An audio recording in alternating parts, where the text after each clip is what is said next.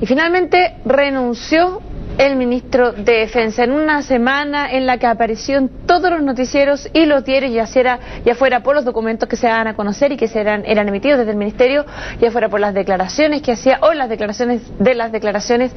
Ahora, ¿habrá renunciado voluntariamente o fue el presidente Piñera quien le exigió la renuncia? No se sabe, hay versiones controvertidas en algunos de los medios de hoy. Ya estamos con Tomás Mochati, que está en los estudios de Radio Bio Bio y tiene una opinión sobre este tema. ¿Cómo estás, Tomás? Hola, Carola, ¿qué tal? Muy buenos días. A ver, la información que nosotros tenemos es que le pidieron la renuncia y que la renuncia del exministro, del hoy exministro Jaime Rabinet, estaba sobre el escritorio del presidente Sebastián Piñera hace ya un buen rato, antes de ayer. Exactamente antes de ayer. Pero se había pedido materializar esta renuncia junto con el cambio de gabinete mayor. O sea, no puede hacerse cambios a goteras, eso es obvio. Pero, ¿qué es lo que detonó lo que sucedió ayer? Bueno, que Sebastián Piñera, en esta gira que estaba por la 7ª región, hoy día está en la región de Los Ríos, bueno, se enteró sorpresivamente que la Contraloría había objetado una resolución del Ministerio de Defensa de comprar una casa para el jefe del Estado Mayor Conjunto de hasta 540 millones de pesos. Con una lista larga, una lista de riego automático, piscina, una lista de una casa ostentosa para un militar. Vamos a hablar de eso después, pero esto ya fue la gota que rebalsó el vaso. Ayer, a eso de las 6:30 de la tarde, estaba Jaime Rabinet junto con su subsecretario, Alfonso Vargas, en una reunión con los comandantes en jefe de las Fuerzas Armadas. Recibe un llamado telefónico del presidente Sebastián Piñera. Y no vamos a decir que los dos tienen personalidad débil, pues si Jaime Rabinet anda libre por la vida y tiene autonomía, tiene personalidad. La línea telefónica se calentó hasta lo incandescente, porque fue una conversación, Carola, a gritos entre los dos. En ese momento, el presidente Sebastián Piñera entendió que Jaime Rabinet no podía estar ni un minuto más en su gabinete. Ni un minuto más. Y le dijo, se hace efectiva su renuncia, vaya al Palacio de la Moneda, hágala efectiva ante Rodrigo Ginspeter, el jefe de gabinete, ministro del Interior. Esto terminó a gritos. Esa fue la verdad.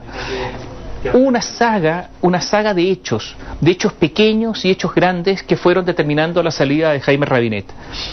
Algunos de ellos, y te los voy a comentar sin orden cronológico. Hubo incomodidad en el gabinete para Navidad, porque Jaime Rabinet regaló a los demás miembros del gabinete un cuchillo caro, un cuchillo de lujo alemán y una pechera de cuero cara con el nombre de cada, estas pecheras para cocinar, ¿no? El nombre de cada ministro.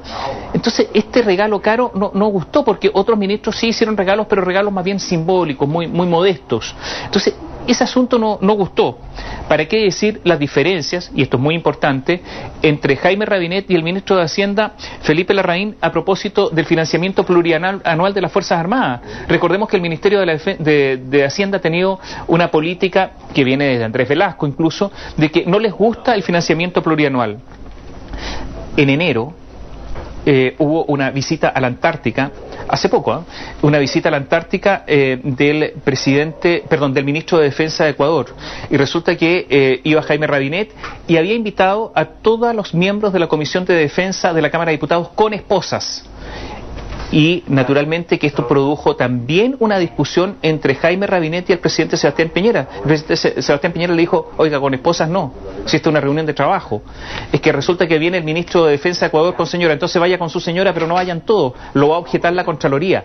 Y recordaron el episodio del transporte Aquiles, cuyos viajes a la Laguna San Rafael, anuales, que eran unos viajes de placer, donde iban empresarios, periodistas, bar abierto y todo, había sido objetado por la Contraloría. Entonces le dijeron no, y de nuevo hubo ahí un desencuentro.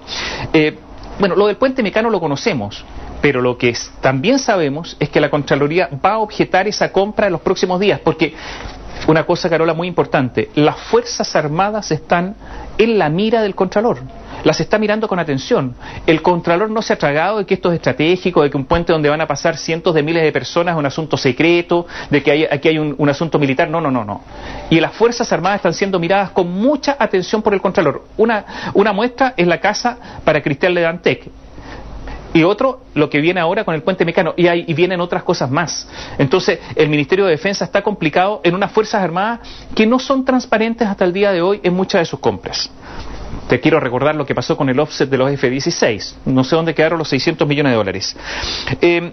Hubo una serie de desencuentros, y yo diría que además entre Jaime Rabinet y el Palacio de la Moneda no había sintonía, no había onda, había una relación, yo diría, distante y muy, yo diría, difícil.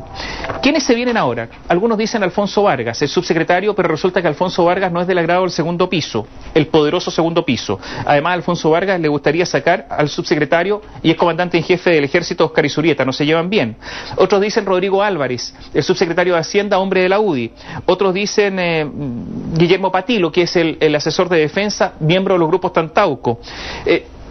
Se está viendo, pero en todo caso hay consejo de gabinete el 21 de enero y por lo tanto tiene que producirse el cambio general ahora, ya en los próximos días. El presidente de la República no va a tener actividad este fin de semana y por lo tanto no van a ser unos días de tranquilidad, sino de pensar, de diseñar su nuevo gabinete.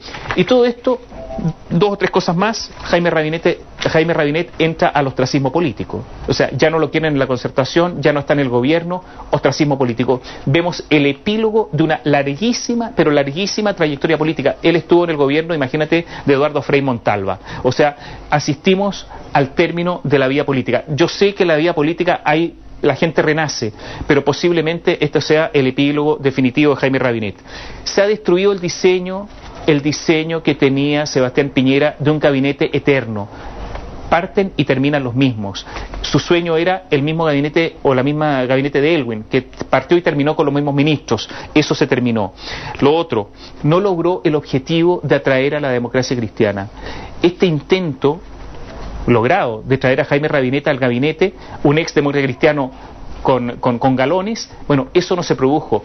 El sueño de Renovación Nacional y de la UDI, de tener a gente de la democracia cristiana, atraer a gran parte de la democracia cristiana a sus aguas, con la salida de Jaime Rabinet, es una demostración de que todo eso ha sido un fracaso, fue un guatapique, pero eso no se logró. Y lo otro son las Fuerzas Armadas. Las Fuerzas Armadas que están viviendo en algunos sectores de las Fuerzas Armadas una situación, yo diría, de holgura inaceptable para un ejército que tiene que estar preparado para la guerra. Yo no sé qué hace el general viviendo en casas de no sé cuántos metros cuadrados, con piscina, con esto y con lo otro. La verdad es que es inaceptable, unas Fuerzas Armadas aburguesadas, según se ha comentado muchísimo. Por último, decirte que la crisis en el gobierno ya es... Lo que sucedió con Rabinet es una crisis Vox Populi. Viene el cambio de gabinete definitivo, pero también cambio de subsecretarios, cambio de intendentes y el diseño para el año decisivo, porque este va a ser un año decisivo para el gobierno de Sebastián Piñera.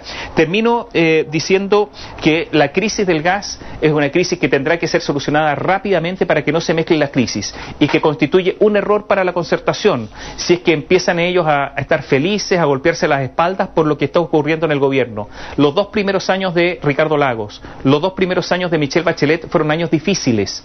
Este es un gobierno que tiene poder, es un gobierno que tiene medios de comunicación, es un gobierno que tiene dinero y por lo tanto es un gobierno que todavía tiene muchísimas posibilidades de tener éxito. Tiene una crisis en estos momentos, pero no es una crisis terminal ni mucho menos y por lo tanto la Concertación debiera tener cuidado en alegrarse demasiado. Gracias, Tomás. Nos dejaste con harto que pensar durante el fin de semana. Chao, chao, chao.